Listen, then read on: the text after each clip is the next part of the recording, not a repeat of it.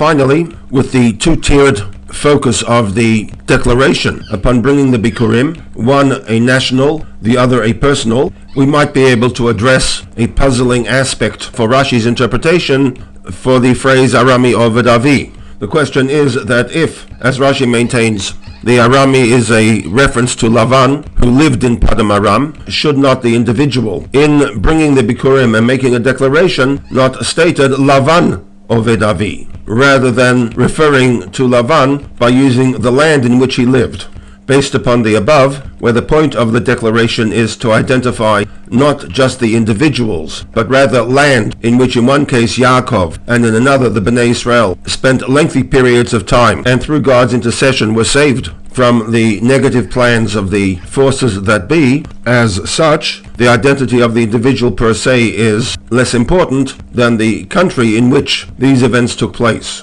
Hence, the wording is Aram Oved Avi rather than Lavan Oved Avi. On this basis we exclude Esav and also many of the other Chasdei HaMakom in which God involved himself with the Bnei Israel prior to their crossing of the Yarden. These Chasadim are linked to individuals or nations that, while posing a mortal threat that required God's intervention, cannot be considered the counterbalance to the symbolism of Mitzvat Bikurim. In contrast to with the 20 years Yaakov lived in Aram and the 210 years that Bnei Israel spent in Egypt. And one final point mentioned in footnote number 20, in comparing the two situations, that of Aram and that of Mitzrayim, the time factor in Mitzrayim was 10 times that of Aram, and therefore reference to the threat from Lavan is quite short, embodied into 3 words of the text.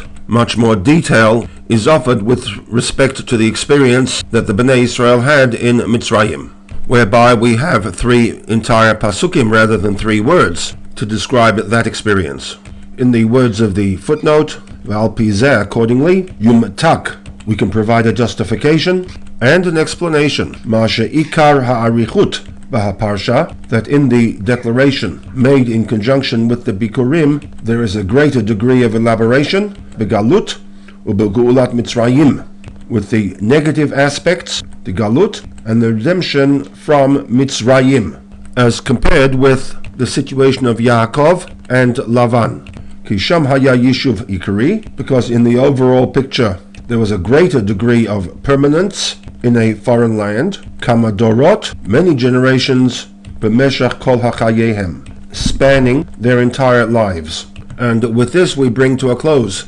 Part 2 of the SICHAH for Parshat Ki Tavo. The Rebbe then goes on to provide an explanation for Mitzvat Bikurim as viewed from the perspective of Pnimiyut HaTorah, using the tools of Kabbalah and Chassidut.